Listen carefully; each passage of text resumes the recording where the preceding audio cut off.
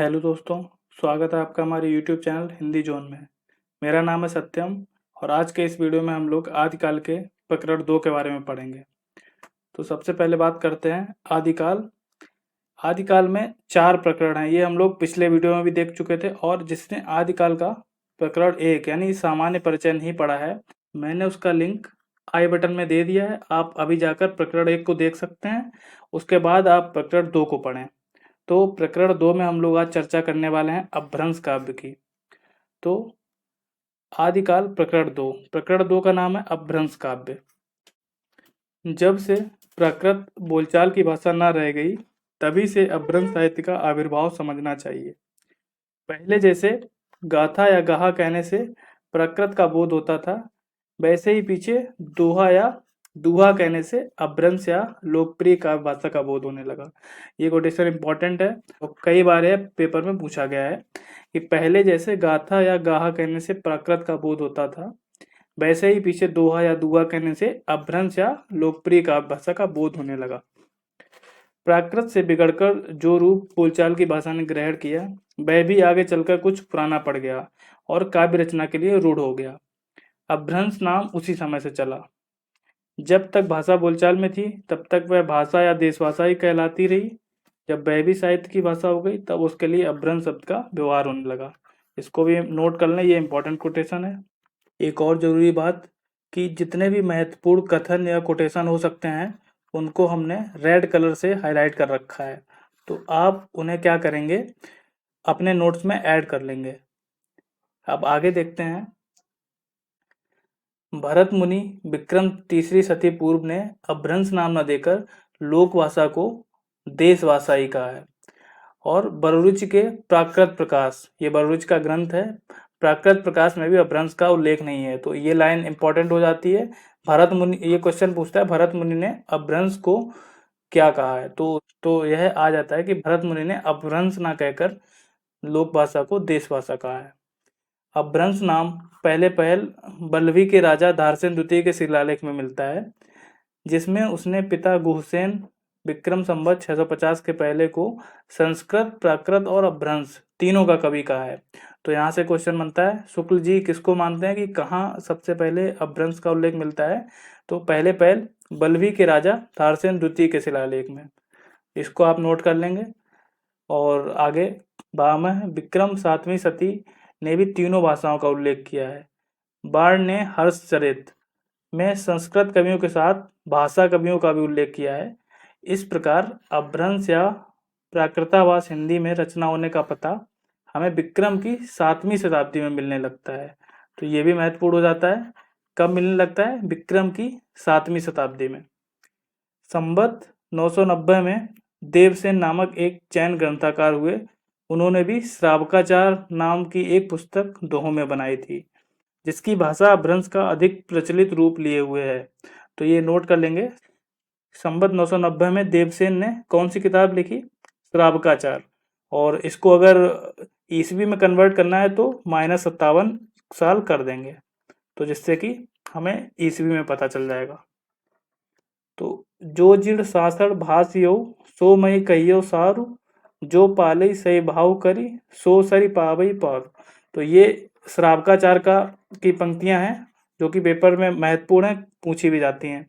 इन्हीं देवसेन ने दब सहाव प्रयास, या इसका जो ये अपभ्रंश का नाम है, इसका नाम है हिंदी में द्रव्य स्वभाव प्रकाश नामक एक और ग्रंथ दोहों में बनाया, जिसका पीछे से माल्य धवल ने गाथा या साहित्य की प्राकृत में रूपांतर किया। तो ये भी नोट कर लेना कि एक देवसेन का ही दूसरा ग्रंथ है दब्ब सहाव प्रयास, जिसका प्राकृत में अनुवाद किया माल्य धवल ने। ध्यान देने की बात यह है कि चरित्र काव्य या आख्यान काव्य के लिए अधिकतर चौपाई दोहों की पद्धति ग्रहण की गई है। पुष्पदंत संवत 1029 के आदि पुराण और उत्तर पुराण चौपाइयों में है। उसी काल के आसपास का जसर चरु या यशधर चरित्र भी चौपाइयों में रचा गया है। ये जसर चरु भी पुष्पदंत का ही है।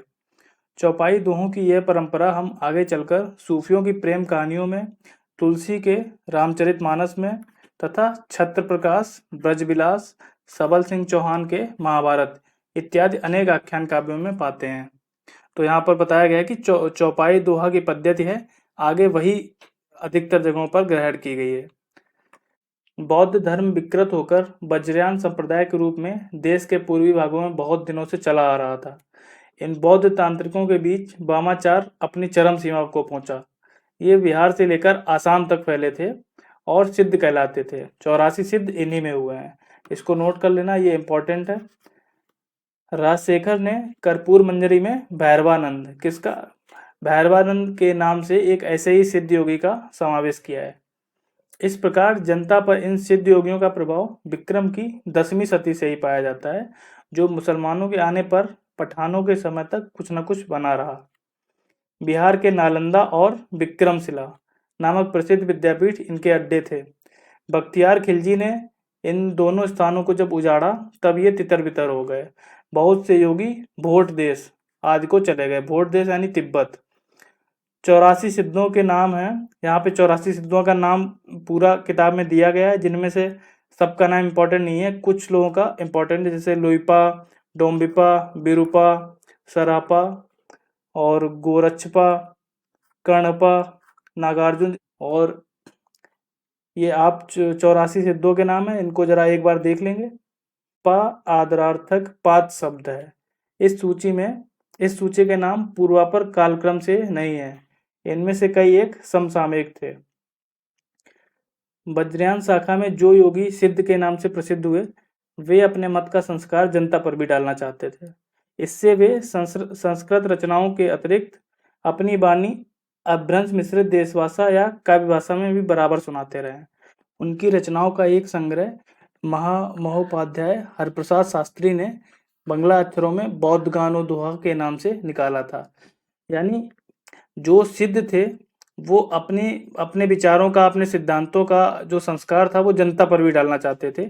इसलिए वे संस्कृत की रचनाओं के अतिरिक्त अपनी वाणी को, यानी अपनी रचनाओं को अपभ्रंश मिश्रित देशभाषा या काव्य भाषा में बराबर सुनाते थे, क्योंकि उस समय जो संस्कृत थी वो एक खास तबका या साहित्य में ही चलती थी। जो आम भाषा या जो देश भाषा थी वो अलग थी। तो सिद्ध क्या करते थे, अपनी वाणी को अपभ्रंश मिश्रित देश भाषा में भी सुनाते थे और इसके अलावा संस्कृत में भी कुछ रचनाएं करते थे। पीछे त्रिपिटकाचार्य राहुल शंकरत्यायन जी भोट देश में जाकर सिद्धों की और बहुत सी रचनाएं लाए। सिद्धों में सबसे पुराने सरह या सरोज वज्र भी नाम है, यानी यहाँ पे सरहपा की बात हो रही है,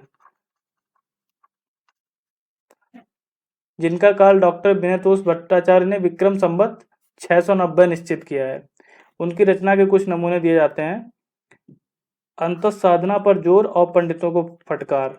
पंडित शैल सत्य वखाणी, देहई बुद्ध बसंत न जाणी। अमणा गमन न तेण बिखंडी, तो भी निरज्जय वड़ई हौ पंडी। ये इंपॉर्टेंट है। जितना भी इनकी पंक्तियों से जो भी पूछा जाता है वो रेड कलर से हाईलाइट कर दिया गया, आप इसको चाहें तो नोट कर सकते हैं। जय मन पवन न संचरई, रवि शशि नाउ प्रवेश, ये भी कितने बार पूछा गया है।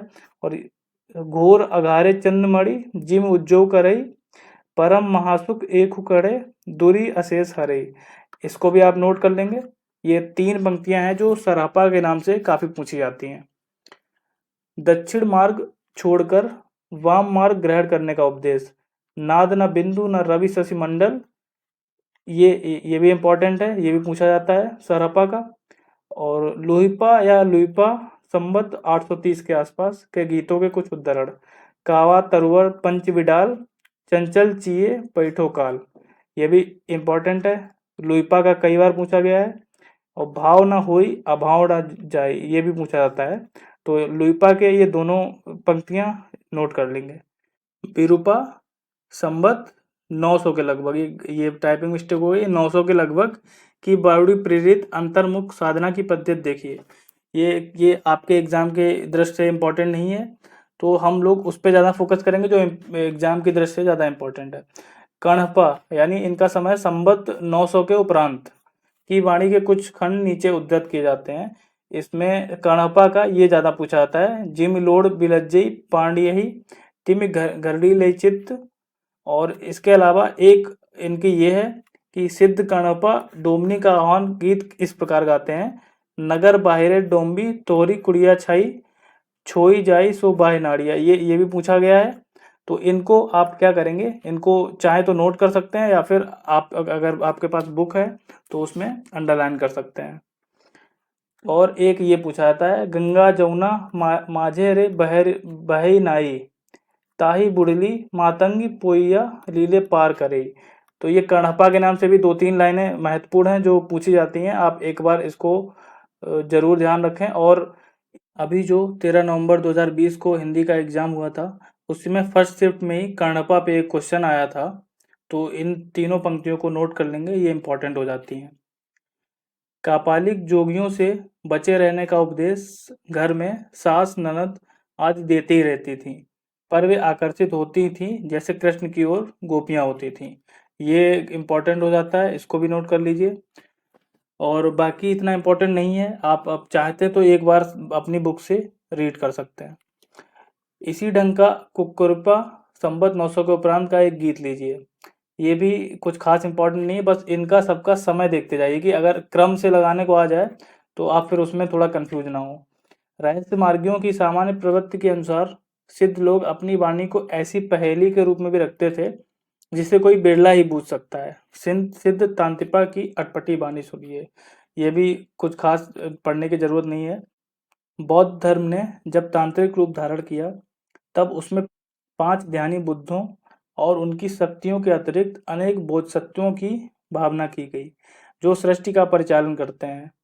वज्रयान में आकर महासुखवाद का प्रवर्तन हुआ। प्रज्ञा और उपाय के योग से ही इस महासुख दशा की प्राप्ति मानी गई। इसे आनंद स्वरूप ईश्वरत्व ही समझिए। निर्वाण के 3 अवयव ठहराए गए, शून्य, विज्ञान और महासुख।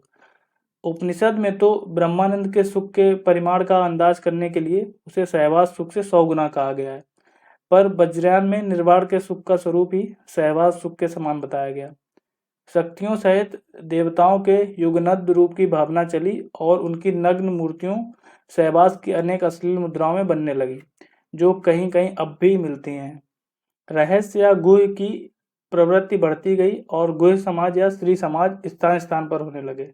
ऊंचे नीचे कई वर्णों की स्त्रियों को लेकर मद्यपान के साथ अनेक विभत्स विधान वज्रयानियों की साधना के प्रधान अंग थे। सिद्धि प्राप्त करने के लिए किसी स्त्री का, जिसे शक्ति योगिनी या महामुद्रा कहते थे, योग या सेवन अवश्य था। इसमें कोई संदेह नहीं कि जिस समय मुसलमान भारत में आए उस समय देश के पूर्वी भागों में बिहार, बंगाल और उड़ीसा में धर्म के नाम पर बहुत दुराचार फैला था। ये शुक्ल जी का कथन है और ये पेपर में पूछा जा चुका है, तो ये महत्वपूर्ण हो जाता है, इसको नोट कर लें। रहस्यवादियों की सार्वभौम प्रवृत्ति के अनुसार ये सिद्ध लोग अपनी वाणियों के सांकेतिक दूसरे अर्थ भी बताया करते थे, जैसे का, तरुवर, पंचविडाल। पंचविडाल बौद्ध शास्त्रों में निरूपित पंच प्रतिबद्ध आलस्य, हिंसा, काम, चिकित्सा और मोह। ध्यान देने की बात यह है कि विकारों की यही संख्या निर्गुण धारा के संतों और हिंदी के सूफी कवियों ने ली। यानी निर्गुण धारा के जो संत थे और हिंदी के सूफी कवि, उन्होंने भी 5 विकारों को लिया और हिंदी शास्त्रों में विकारों की बंधी संख्या 6 है। गंगा जमुना माझे बही रे नाई, इला पिंगला के बीच सुषुम्ना नाड़ी के मार्ग से शून्य देश की ओर यात्रा। इसी से वे अपनी वाणियों की भाषा को संध्या भाषा कहते थे। तो ये संध्या भाषा इंपॉर्टेंट है, सिद्धों को लेकर पूछी जाती है सबकी संध्या भाषा किससे रिलेटेड थी। ऊपर उद्धृत थोड़े से वचनों से इसका पता लग सकता है कि इन सिद्धों द्वारा किस प्रकार के संस्कार जनता में इधर उधर बिखेरे गए थे। जनता की श्रद्धा शास्त्रज्ञ विद्वानों पर से हटाकर अंतर्मुख साधनों वाले योगियों पर जमाने का प्रयत्न सरह के इस वचन घट में ही बुद्ध है यह नहीं जानता आवागमन को भी खंडित किया, तो भी निर्लज्ज कहता है कि मैं पंडित हूँ, स्पष्ट रखता है। यहीं पर यह समझ रखना चाहिए कि योग मार्गी बौद्धों ने ईश्वरत्व की भावना कर ली थी। तो ये पंक्तियां इंपॉर्टेंट नहीं है। इसी प्रकार जहां रवि, शशि, पवन आदि की गति नहीं, वहां चित्त को विश्राम कराने का दावा ऋजु मतलब सीधे या दक्षिण मार्ग को छोड़कर बंक, टेढ़ा या वाम मार्ग ग्रहण करने का उपदेश भी है। सिद्ध कणपा कहते हैं कि जब तक अपनी गृहिणी का उपभोग ना करेगा तब तक पंचवर्ण की स्त्रियों के साथ विहार क्या करेगा। वज्रयान में महासु यानी महासु या महासुख वह दशा बतलाई गई जिसमें साधक शून्य में इस प्रकार विलीन हो जाता है जिस प्रकार नमक पानी में। तो महासुख दशा क्या बताई कि जिसमें साधक शून्य में इस तरीके से विलीन हो जाता है जैसे नमक पानी में विलीन हो जाता है। इस दशा का प्रतीक खड़ा करने के लिए युगनद युगनद या मतलब स्त्री पुरुष का आलिंगनबद्ध जोड़ा की भावना की गई। कणपा का यह वचन कि जिमि लौण बिलज्जई पाड़ी ही तिमि घरडी लय चित्त इसी सिद्धांत का द्योतक है। कहने की आवश्यकता नहीं कि कौल कापालिक आदि इन्हीं वज्रयानियों से निकले। कैसा ही शुद्ध और सात्विक धर्म हो, गुह और रहस्य के प्रवेश से वह किस प्रकार विकृत और पाखंड पूर्ण हो जाता है, वज्रयान इसका प्रमाण है। यह शुक्ल जी का कथन है और उनका मानना है कि कितना ही शुद्ध या सात्विक धर्म क्यों ना हो, गुह गुह मतलब होता है गुप्त, तो कितना ही शुद्ध या सात्विक धर्म क्यों ना हो, गुह या रहस्य के प्रवेश से वह विकृत और पाखंड पूर्ण हो जाता है, वज्रयान इसका प्रमाण है। गोरखनाथ के नाथ पंथ की मूल भी बौद्धों की यही वज्रयान शाखा है। काफी लोगों को ये लगता है कि जो नाथ पंथ था वो सिद्धों से बिल्कुल अलग था, तो ऐसा नहीं है कि नाथ पंथ का मूल भी बौद्धों की यही वज्रयान शाखा यानी वज्रयान शाखा से ही सिद्ध और नाथ दोनों निकले हैं। 84 सिद्धों में गोरखनाथ या गोरक्षपा भी गिन लिए गए हैं, पर यह स्पष्ट है कि उन्होंने अपना मार्ग अलग कर लिया। योगियों की इस हिंदू शाखा ने वज्रयानियों के अश्लील और विभत्स विधान से अपने को अलग रखा। यद्यपि शिव शक्ति की भावना के कारण कुछ श्रृंगारमयी वाणी भी नाथपंथ के किसी किसी ग्रंथ जैसे शक्ति संगम तंत्र में मिलती है। गोरख ने पतंजलि के उच्च लक्ष्य ईश्वर प्राप्ति को लेकर हठ योग का प्रवर्तन किया। वज्रयानी सिद्धों का लीला क्षेत्र भारत का पूर्वी भाग था। गोरख ने अपने पंथ का प्रचार देश के पश्चिमी भागों में राजपूताने और पंजाब में किया। तो ये काफ़ी इम्पोर्टेंट कथन है।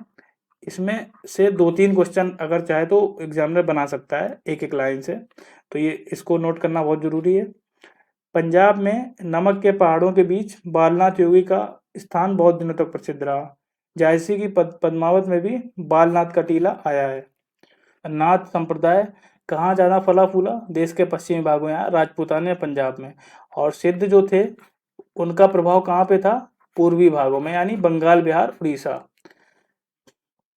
गोरखनाथ के समय का ठीक पता नहीं। राहुल शंकराचार्य ने वज्रयानी सिद्धों की परंपरा के बीच उनका जो स्थान रखा है उसके अनुसार उनका समय विक्रम की 10वीं शताब्दी आता है। तो राहुल शंकराचार्य जी जो गोरखनाथ का समय मानते हैं विक्रम की 10वीं शताब्दी, उनका आधार वज्रयानी सिद्धों की एक पुस्तक रत्नाकर जोपम कथा है, जिसके अनुसार मीननाथ के पुत्र मत्स्येंद्रनाथ कामरूप के मछुआरे थे और चरपटीपा के शिष्य होकर सिद्ध हुए थे। पर सिद्धों की अपनी सूची में शंकराचार्य जी ने ही मत्स्येंद्र को जलंधर का शिष्य लिखा है, जो परंपरा से प्रसिद्ध चला आता है। गोरखनाथ के गुरु मत्स्येंद्रनाथ मच्छिंद्रनाथ थे, यह तो प्रसिद्ध है ही। तो गोरखनाथ के गुरु कौन थे, मच्छिंद्रनाथ या मत्स्येंद्रनाथ, ये इसको याद रखने की जरूरत है, ये भी इंपॉर्टेंट है थोड़ा। शंकराचार्य जी ने मीननाथ या मीनपा को पालवंशी राजा देवपाल के समय में अर्थात संवत 900 के आसपास माना है। यह समय उन्होंने किस आधार पर स्थिर किया पता नहीं। यदि सिद्धों की उक्त पुस्तक में मीनपा के राजा देवपाल के समय में होने का उल्लेख होता तो वे उस ओर विशेष रूप से ध्यान आकर्षित करते। 84 सिद्धों के नाम में हेरफेर होना बहुत संभव है। हो सकता है कि गोरक्षपा और चौरंगीपा के नाम पीछे से जुड़ गए हों और मीनपा से मत्स्येंद्र का नाम साम्य के अतिरिक्त कोई संबंध ना हो। ब्रह्मानंद ने दोनों को बिल्कुल अलग माना भी है। संदेह यह देखकर और भी होता है कि सिद्धों की नामावली में और रस सिद्ध की जाति और देश का उल्लेख है, पर गोरक्ष और चौरंगी का कोई विवरण नहीं। अतः गोरखनाथ का समय निश्चित रूप से विक्रम की 10वीं शताब्दी मानते नहीं बनता। यहाँ पर यह इंपॉर्टेंट हो जाता है कि आचार्य शुक्ल गोरखनाथ का समय 10वीं शताब्दी नहीं मानते हैं, जबकि राहुल शंकराचार्य 10वीं शताब्दी मानते हैं। महाराष्ट्र संत ज्ञानदेव ने जो अलाउद्दीन के समय संवत 1358 में थे, अपने को गोरखनाथ की शिष्य परंपरा में कहा है। उन्होंने यह परंपरा इस क्रम में बताई है: आदिनाथ, मत्स्येंद्रनाथ, गोरक्षनाथ, गैनोनाथ, निवृत्तिनाथ और फिर ज्ञानेश्वर। इस महाराष्ट्र परंपरा के अनुसार गोरखनाथ का समय महाराज पृथ्वीराज के पीछे आता है। नाथ परंपरा में मत्स्येंद्र नाथ के गुरु जलंधर नाथ बताए जाते हैं। वोट के ग्रंथों में भी सिद्ध जलंधर आदिनाथ कहे गए हैं। इन सब बातों पर विचार करने से हमें प्रतीत होता है कि और जलंधर ने ही सिद्धों से अपनी परंपरा अलग की और पंजाब की ओर चले गए। तो इनका क्रम क्या बन जाता है कि जलंधर के शिष्य हो गए मत्स्येंद्र नाथ, और मत्स्येंद्र नाथ के शिष्य हो गए हैं गोरखनाथ। तो इसको भी थोड़ा क्रम को ध्यान रखना है आपको, ये महत्वपूर्ण हो जाता है। वहां कांगड़े की पहाड़ियों तथा और स्थानों में रमते रहे। पंजाब का जलंधर शहर उन्हीं का स्मारक जान पड़ता है, यानी कि इसका जलंधर नाथ का स्मारक जान पड़ता है, पंजाब का जलंधर शहर। नाथ संप्रदाय के किसी ग्रंथ में जलंधर को बालनाथ भी कहा गया है। नमक के पहाड़ों के बीच बालनाथ का टीला बहुत दिनों तक प्रसिद्ध रहा। मत्स्येंद्र जलंधर के शिष्य थे। नाथपंथियों की यह धारणा ठीक जान पड़ती है। मीनपा के गुरु चरपटीनाथ हो सकते हैं, पर मत्स्येंद्र के गुरु जलंधर ही थे। शंकरत्यायन जी ने गोरख का जो समय स्थिर किया है वह मीनपा का राजा देवपाल का समसामयिक और मत्स्येंद्र का पिता मानकर। मत्स्येंद्र का मीनपा से कोई संबंध न रहने पर उक्त समय मानने का कोई आधार नहीं रह जाता, और पृथ्वीराज के समय के आसपास ही विशेषता कुछ पीछे गोरखनाथ के होने का अनुमान दृढ़ होता है। तो आचार्य शुक्ल गोरखनाथ को कब मानते हैं, मतलब उनका समय कब मानते हैं? पृथ्वीराज के समय के कुछ पीछे। जिस प्रकार सिद्धों की संख्या 84 प्रसिद्ध हुई है, उसी प्रकार नाथों की संख्या 9। अब भी लोग नवनाथ और 84 सिद्ध कहते सुने जाते हैं। गोरख सिद्धांत संग्रह में मार्ग प्रवर्तकों के ये नाम गिनाए गए हैं: नागार्जुन, जड़भरत, हरिश्चंद्र, सत्यनाथ, भीमनाथ, गोरखनाथ, चरपट, जलंधर और मलयार्जुन। तो ये कितने नाथ थे? 9 नाथ। आपको ये संख्या याद करनी पड़ेगी कि नाथों की संख्या 9 थी और सिद्ध कौन थे? 84। सिद्धों के सबके नाम इंपॉर्टेंट नहीं हो जाते हैं, पर नाथ संप्रदाय के ये 9 नाथ थोड़े इंपॉर्टेंट हो जाते हैं, तो इनका नाम एक बार अच्छे से पढ़ लें। इन नामों में नागार्जुन, चरपट और जलंधर सिद्धों की परंपरा में भी हैं। नागार्जुन संवत 702 प्रसिद्ध रसायनी भी थे। नाथपंथ में रसायन की सिद्धि है। नाथपंथ सिद्धों की परंपरा से ही छटकर निकला है, इसमें कोई संदेह नहीं। तो जो नाथपंथ था वो सिद्धों की परंपरा से निकला था, और दोनों बौद्ध धर्म की एक ही शाखा से निकले थे, वज्रयान शाखा से। इतिहास से इस बात का पता लगता है कि महमूद गजनवी के भी कुछ पहले सिंध और मुल्तान में कुछ मुसलमान बस गए थे, जिनमें कुछ सूफी भी थे। बहुत से सूफियों ने भारतीय योगियों से प्राणायाम आदि की क्रियाएं सीखी, इसका उल्लेख मिलता है। अतः गोरखनाथ चाहे विक्रम की 10वीं शताब्दी में हुए हों, चाहे 13वीं शताब्दी में, उनका मुसलमानों से परिचित होना अच्छी तरह माना जा सकता है, क्योंकि जैसा कहा जा चुका है उन्होंने अपने पंथ का प्रचार पंजाब और राजपूताने की ओर किया। तो शुक्ल जी ये कह रहे हैं कि चाहे गोरखनाथ 10वीं शताब्दी में हुए चाहे 13वीं में, उनका मुसलमानों से परिचित होना अच्छी तरह माना जा सकता है। इतिहास और जनश्रुति से इस बात का पता लगता है कि सूफी फकीरों और पीरों के द्वारा इस्लाम को जनप्रिय बनाने का उद्योग भारत में बहुत दिनों तक चलता रहा। पृथ्वीराज के पिता के समय में ख्वाजा मोइनुद्दीन के अजमेर आने और अपनी सिद्धि का प्रभाव दिखाने के गीत मुसलमानों में अब तक गाए जाते हैं। चमत्कारों पर विश्वास करने वाली भोली वाली जनता के बीच अपना प्रभाव फैलाने में इन पीरों और फकीरों को सिद्धों और योगियों से मुकाबला करना पड़ा, जिनका प्रभाव पहले से जमा चला आ रहा था। भारतीय मुसलमानों के बीच विशेषता सूफियों की परंपरा में ऐसी अनेक कहानियां चली हैं जिनमें किसी पीर ने किसी सिद्ध या योगी को करामात में पछाड़ दिया। कई योगियों के साथ ख्वाजा मोइनुद्दीन का भी ऐसा ही करामाती दंगल कहा जाता है। तो इसमें बताया जा रहा है कि जब उस समय भारत में सूफी संत आने शुरू हुए थे, तो उनको यहाँ के सिद्धों और नाथों से मुकाबला करना पड़ा, जिनका प्रभाव पहले से ही जनता के बीच में था। ऊपर कहा जा चुका है कि गोरखनाथ की हठयोग साधना ईश्वरवाद को लेकर चली, अतः उसमें मुसलमानों के लिए भी आकर्षण था। तो ये पॉइंट इंपॉर्टेंट हो जाता है, इसको नोट कर लें। ईश्वर से मिलाने वाला योग हिंदुओं और मुसलमानों दोनों के लिए एक सामान्य साधना के रूप में आगे रखा जा सकता है। यह बात गोरखनाथ को दिखाई पड़ी थी। उसमें मुसलमानों को अप्रिय मूर्ति पूजा और बहुदेवोपासना की आवश्यकता न थी। अतः उन्होंने दोनों के विद्वेष भाव को दूर करके साधना का एक सामान्य मार्ग निकालने की संभावना समझी थी और वे उसका संस्कार अपनी शिष्य परंपरा में छोड़ गए थे। नाथ संप्रदाय के सिद्धांत ग्रंथों में ईश्वरोपासना के बाह्य विधान के प्रति उपेक्षा प्रकट की गई है। घट के भीतर ही ईश्वर को प्राप्त करने पर जोर दिया गया है। वेद शास्त्र का अध्ययन व्यर्थ ठहराकर विद्वानों के प्रति अश्रद्धा प्रकट की गई है। तीर्थाटन आदि निष्फल कहे गए हैं। तो ये नाथ संप्रदाय में क्या क्या बताया गया है, इसको थोड़ा देख लें एक बार, इंपॉर्टेंट है, इसको नोट कर लें। और ये पंक्तियां खास इंपॉर्टेंट नहीं है। अंतर साधना के वर्णन में हृदय को दर्पण कहा गया है, जिसमें आत्मा के स्वरूप का प्रतिबिंब पड़ता है।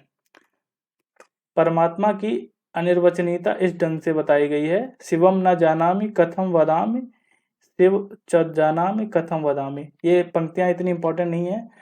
इसके संबंध में सिद्ध लुइपा भी कहे गए हैं। ये पंक्ति हम लोग पहले से ही देख चुके थे। नाद और बिंदु संज्ञाएं वज्रयान सिद्धों में बराबर चलती रहीं। गोरज सिद्धांत में उनकी व्याख्या इस प्रकार की गई है, ये भी खास इंपॉर्टेंट नहीं है। नाद और बिंदु के योग से जगत की उत्पत्ति सिद्ध और हठयोगी दोनों मानते हैं।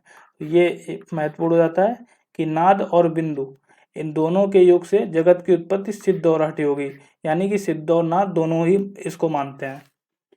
तीर्थाटन के संबंध में जो भाव सिद्धों का था वही हठयोगियों का भी रहा। चित्त शोधन प्रकरण में वज्रानी सिद्ध आर्यदेव का वचन है। ये खास इंपॉर्टेंट नहीं है पंक्तियां। जनता के बीच इस प्रकार के भाव क्रमशः ऐसे गीतों के रूप में निर्गुणपंथी संतों द्वारा आगे भी बराबर फैलते रहे। तो ये निर्गुणपंथी संतों का है। गंगा के नहाए कहो को नर तरिए, मछली न तरी जाको पानी में गर है। तो उनके कहने का ये मतलब है कि गंगा नहा के कौन से पुरुषों के या कौन से नर के पाप धुल जाएंगे, जब मछली के पाप नहीं धुले, जिसका पानी में ही घर है, तो इंसान का क्या भला होगा। तो ये इस तरीके के वाणियां निर्गुणपंथी संत कहते रहते थे। यहाँ पर यह बात ध्यान में रखना आवश्यक है कि 84 सिद्धों में बहुत से मछुए, चमार, धोबी, डोम, कहार, लकड़हारे, दर्जी और बहुत से शूद्र कहे जाने वाले लोग थे। अतः जाति पाति के खंडन तो वे आप ही थे। नाथ संप्रदाय भी जब फैला तब उसमें भी जनता की नीची और अशिक्षित श्रेणियों के बहुत से लोग आए, जो शास्त्र ज्ञान संपन्न न थे, जिनकी बुद्धि का विकास बहुत सामान्य कोटि का था, पर अपने को रहस्यदर्शी प्रदर्शित करने के लिए शास्त्रज्ञ पंडितों और विद्वानों को फटकारना भी वे जरूरी समझते थे। सदगुरु का महात्म सिद्धियों में भी और उनमें भी बहुत अधिक था।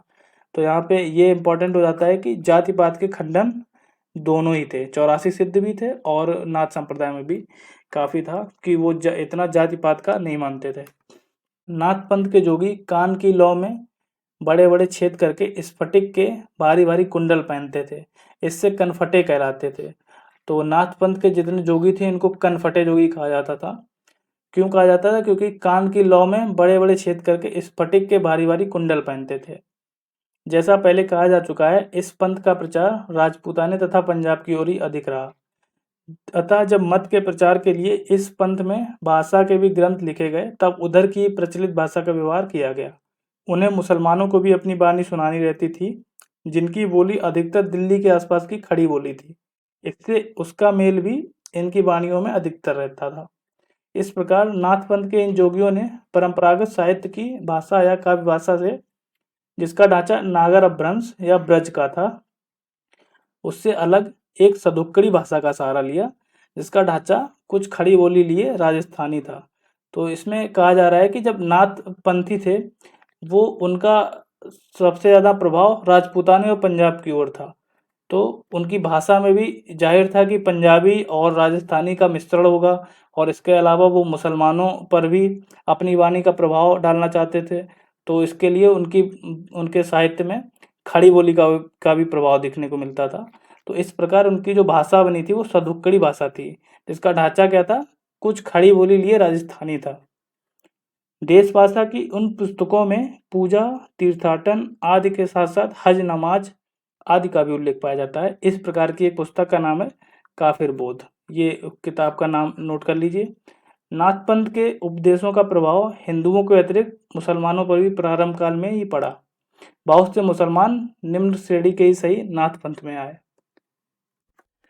अब भी इस प्रदेश में बहुत से मुसलमान जोगी गेरुआ वस्त्र पहने, गुदड़ी की लंबी झोली लटकाए, सारंगी बजा बजाकर कली में अमर राजा भरथरी के गीत गाते फिरते हैं और पूछने पर गोरखनाथ को अपना आदि गुरु बताते हैं। ये राजा गोपीचंद के भी गीत गाते हैं, जो बंगाल में चटिगांव के राजा थे और जिनकी माता मैनावती कहीं गोरख की शिष्या और कहीं जलंधर की शिष्या कही गई है। देश भाषा में लिखी गोरखपंथ की पुस्तकें गद्य और पद्य दोनों में हैं और विक्रम संवत 1400 के आसपास की रचनाएं हैं। इनमें सांप्रदायिक शिक्षा है। जो पुस्तकें पाई गई हैं उनके नाम ये हैं: गोरखबोध, गोष्ठी, महादेव गोरख संवाद, गोरखनाथ जी की 17 कला, गोरखबोध, दत्त गोरख संवाद, योगेश्वरी साखी, नरवई बोध, विराट पुराण, गोरखसार, गोरखनाथ की वाणी। ये सब ग्रंथ गोरख के नहीं, उनके अनुयायी शिष्यों के रचे हैं। तो इनमें से इम्पोर्टेंट कौन कौन से हो जाते हैं जिनको हाईलाइट किया गया है रेड कलर से: गोरखबोध, नरवई बोध, विराट पुराण, गोरखसार। इनको नोट कर लीजिए। ये सब ग्रंथ गोरख के नहीं, आचार्य शुक्ल जी मानते हैं कि ये सब ग्रंथ गोरखनाथ के नहीं हैं, उनके अनुयायी शिष्यों के रचे हुए हैं। गोरख के समय में जो भाषा लिखने पढ़ने में व्यवहृत होती थी उसमें प्राकृत या अभ्रंश शब्दों का थोड़ा या बहुत मेल अवश्य रहता था। उपयुक्त पुस्तकों में नरवई बोध के नाम, नरवई मतलब नरपति, में ही अभ्रंश का आभास है। इन पुस्तकों में अधिकतर संस्कृत ग्रंथों के अनुवाद हैं। यह बात उनकी भाषा के ढंग से ही प्रकट होती है। विराट पुराण संस्कृत के वैराट पुराण का अनुवाद है। गोरखपंथ के ये संस्कृत ग्रंथ पाए जाते हैं। तो ये संस्कृत ग्रंथ हैं: सिद्ध सिद्धांत पद्धति, विवेक मार्तंड, शक्ति संगम तंत्र, निरंजन पुराण या और वैराट पुराण। ये गोरखपंथ के संस्कृत में पाए जाने वाले ग्रंथ हैं। हिंदी भाषा में लिखी पुस्तकें अधिकतर इन्हीं के अनुवाद या सार हैं। हाँ, साखी और वाणी में शायद कुछ रचना गोरख की हो। पद का एक नमूना देखिए। तो ये पद इतना इंपॉर्टेंट नहीं है। और सिद्धों और योगियों का इतना वर्णन करके इस बात की ओर ध्यान दिलाना हम आवश्यक समझते हैं कि उनकी रचनाएं तांत्रिक विधान, योग साधना, आत्मनिग्रह, श्वास निरोध, भीतरी चक्रों और नाड़ियों की स्थिति, अंतर्मुख साधना के महत्व इत्यादि की सांप्रदायिक शिक्षा मात्र है। जीवन की स्वाभाविक अनुभूतियों और दशाओं से उनका कोई संबंध नहीं, अतः वे शुद्ध साहित्य के अंतर्गत नहीं आती। तो यहाँ पे बताया गया है कि आचार्य रामचंद्र शुक्ल सिद्धों, नाथों या जैनों की रचनाओं को शुद्ध साहित्य के अंतर्गत क्यों नहीं मानते हैं। तो उनका कहना है कि इनकी रचनाएं सांप्रदायिक शिक्षा मात्र हैं, जीवन की स्वाभाविक अनुभूतियों और दशाओं से उनका कोई संबंध नहीं, अतः वे शुद्ध साहित्य के अंतर्गत नहीं आती। उनको उसी रूप में ग्रहण करना चाहिए जिस रूप में ज्योतिष, आयुर्वेद आदि के ग्रंथ। उनका वर्णन यहाँ केवल दो बातों के विचार से किया गया है। नंबर एक, पहली बात है भाषा। सिद्धों की उद्धृत रचनाओं की भाषा देश भाषा मिश्रित अपभ्रंश अर्थात पुरानी हिंदी की काव्य भाषा है, यह तो स्पष्ट है। तो सिद्धों की जो रचनाएं थी उनकी भाषा क्या है? देश भाषा मिश्रित अपभ्रंश, यानी पुरानी हिंदी की काव्य भाषा है। उन्होंने भरसक उसी सर्वमान्य व्यापक काव्य भाषा में लिखा है जो उस समय गुजरात, राजपूताने और ब्रजमंडल से लेकर बिहार तक पढ़ने लिखने की भाषा थी। पर साध में रहने के कारण सिद्धों की भाषा में कुछ पूर्वी प्रयोग भी, जैसे भैले, बूढ़ी मिले हुए हैं और पुरानी हिंदी की व्यापक काव्य भाषा का ढांचा सौरसेनी प्रसूत अपभ्रंश अर्थात ब्रज और खड़ी बोली का था। वही ढांचा हम उद्धृत रचनाओं के जो, सो, मारिया, पैठो, जा, किंजई, करंत, जावे यानी जब तक, ताब तब तक, भाई कोई इत्यादि प्रयोग से पाते हैं।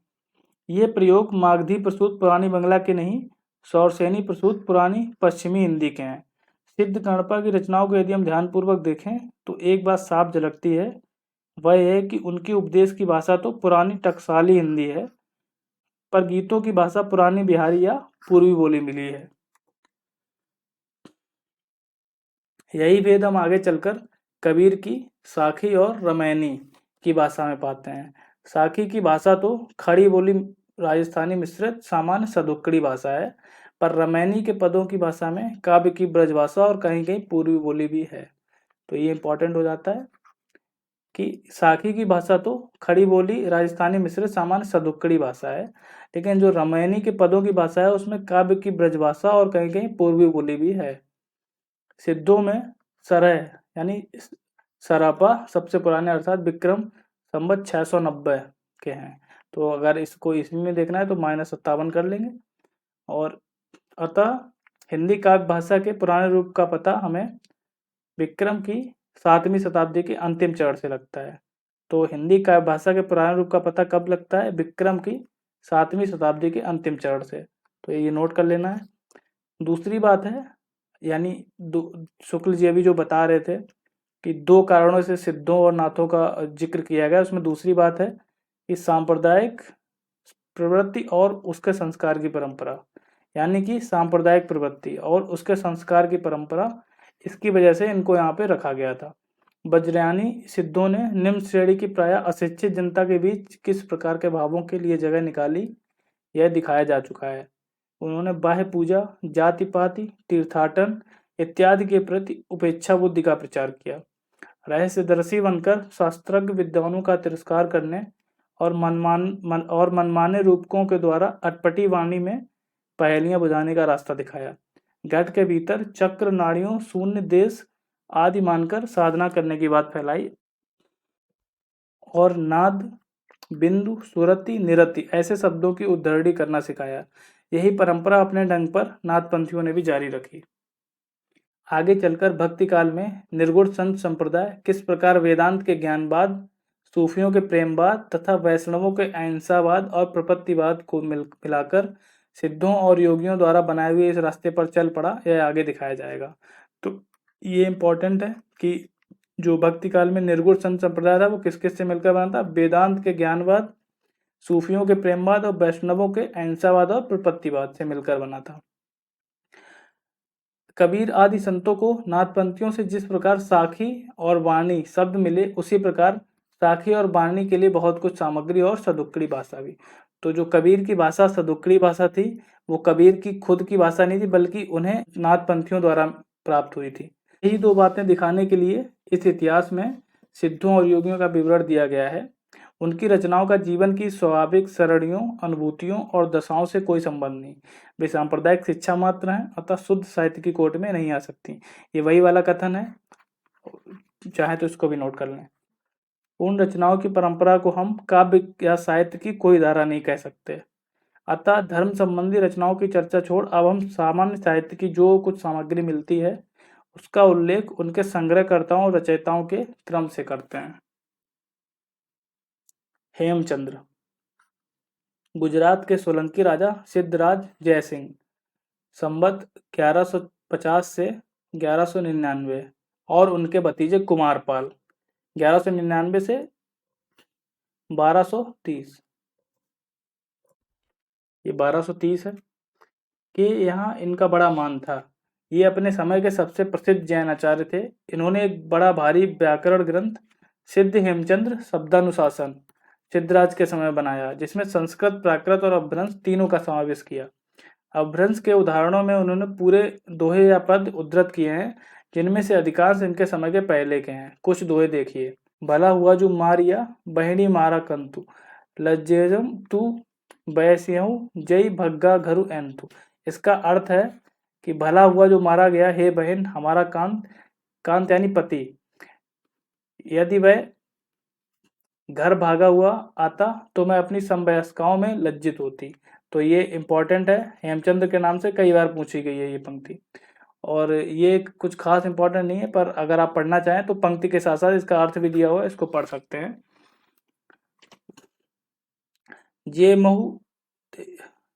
ये पंक्ति भी कुछ खास इम्पोर्टेंट नहीं है, पेपर में शायद ही कभी पूछी गई हो, पर हाँ ये नीचे वाली पंक्ति इसको पूछा गया है। प्रिय संगमी कौ निद्दड़ी पिपह परख्यो केव, यानी इसका अर्थ है प्रिय के संगम में नींद कहाँ और प्रिय के परोक्ष में भी क्यों करावे। मैं दोनों प्रकार से विनाशता हुई, ना यूं नींद ना त्यों। तो हेमचंद्र के 2 आश्रयदाता थे, एक सिद्धराज जयसिंह और दूसरा क्या, उनका भतीजा कुमारपाल। इस कुमारपाल को समर्पित करके हेमचंद ने एक ग्रंथ लिखा था, कुमारपाल चरित, जिसकी चर्चा भी हम लोग आगे करने वाले हैं। तो ये पंक्तियां दो इसको, और इसको आप नोट्स में ऐड कर सकते हैं अपने व्याकरण के उदाहरणों के लिए हेमचंद ने भट्टी के समान एक द्वयाश्रय काव्य की भी रचना की, जिसके अंतर्गत कुमारपाल चरित नामक एक प्राकृत काव्य भी रचा है। तो ये कुमारपाल चरित किसको समर्पित था? कुमारपाल के लिए। इस काव्य में भी अपभ्रंश के पद रखे गए हैं। अब अगला आता है सोमप्रभ सूरी। ये भी एक जैन पंडित थे। इन्होंने संवत 1241 में कुमारपाल प्रतिबोध, तो ये कुमारपाल प्रतिबोध इनकी है, सोमप्रभ सूरी की। कुमारपाल चरित किसकी है? हेमचंद्र की। तो इसमें थोड़ा कंफ्यूज नहीं होंगे क्योंकि दोनों ही रचनाएं एक जैसी हैं। तो इन्होंने संवत 1241 में कुमारपाल प्रतिबोध नामक एक गद्य पद्य में संस्कृत प्राकृत काव्य लिखा, जिसमें समय समय पर हेमचंद द्वारा कुमारपाल को अनेक प्रकार के उपदेश दिए जाने की कथाएं लिखी हैं। यह ग्रंथ अधिकांश प्राकृत में ही है, बीच बीच में संस्कृत श्लोक और अपभ्रंश के दोहे आए हैं। अपभ्रंश के पद्यों में कुछ तो प्राचीन है और कुछ सोमप्रभ और सिद्धिपाल कवि के बनाए हैं। प्राचीन में से कुछ दोहे दिए जाते हैं, तो ये खास इंपॉर्टेंट नहीं है, इनको आप एक बार अपनी किताब से पढ़ सकते हैं। हाँ, इसको थोड़ा बहुत इम्पोर्टेंट मान सकते हैं क्योंकि ये हेमचंद्र की पंक्ति से थोड़ा बहुत मैच करता है कि पिए हूँ थकिए सहेलू दिड़ू तू बिरहगी किलंत, यानी इसका कुल मिला के यही अर्थ है कि हे प्री, मैं सारे दिन तेरी विरहाग्नि में वैसे ही कड़कड़ाती रही जैसे थोड़े जल में मछली तलवेली करती है। अब आगे आते हैं जैनाचार्य मेरुतुंग। तो इन्होंने संवत 1361 में प्रबंध चिंतामणि नामक एक संस्कृत ग्रंथ भोज प्रबंध के ढंग का बनाया। तो ये दोनों ही बातें महत्वपूर्ण हो जाती हैं कि कौन सा ग्रंथ और किस ढंग का बनाया। तो उन्होंने संवत 1361 में प्रबंध चिंतामणि इसको लिखा, और एक संस्कृत ग्रंथ है भोज प्रबंध, उसके आधार पर उसके ढंग का, जिसमें बहुत से पुराने राजाओं के आख्यान संग्रहित किए। इन्हीं आख्यानों के अंतर्गत बीच बीच में अपभ्रंश के पद भी उद्धृत हैं जो बहुत पहले से चले आते थे। कुछ दोहे तो राजा भोज के चाचा मुंज के कहे हुए हैं। मुंज के दोहे अपभ्रंश या पुरानी हिंदी के बहुत ही पुराने नमूने कहे जा सकते हैं। मुंज ने जब तैलंग देश पर चढ़ाई की थी तब वहां के राजा तैलब ने उसे बंदी कर लिया था और रस्सियों से बांधकर अपने यहाँ ले गया था। वहां उसके साथ तैलब की बहन मृणालवती से प्रेम हो गया। इस प्रसंग के दोहे देखिए। तो ये दोहे भी कुछ खास एग्जाम की दृष्टि से महत्वपूर्ण नहीं है, इन्हें आप चाहे तो एक बार पढ़ सकते हैं और चाहे तो छोड़ सकते हैं। ये कुछ खास इंपॉर्टेंट नहीं है पूरा।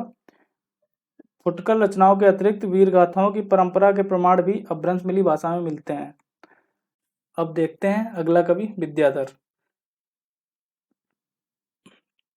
इस नाम के एक कवि ने कन्नौज के किसी राठौर सम्राट शायद जयचंद के प्रताप और पराक्रम का वर्णन किसी ग्रंथ में किया था। ग्रंथ का पता नहीं, पर कुछ पद्य प्राकृत पिंगल सूत्र में मिलते हैं।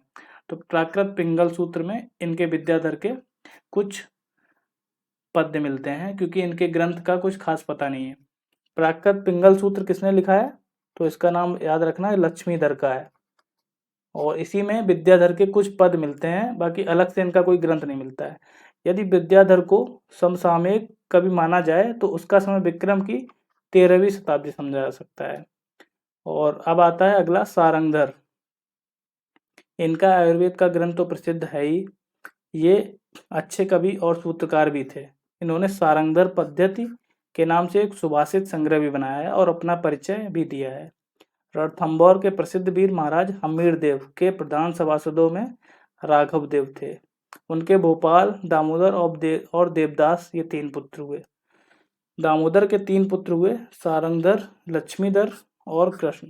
हमीरदेव संवत 1357 में अलाउद्दीन की चढ़ाई में मारे गए थे, अतः सारंगधर के ग्रंथों का समय उक्त संवत के कुछ पीछे अर्थात विक्रम की 14वीं शताब्दी के अंतिम चरण में मानना चाहिए।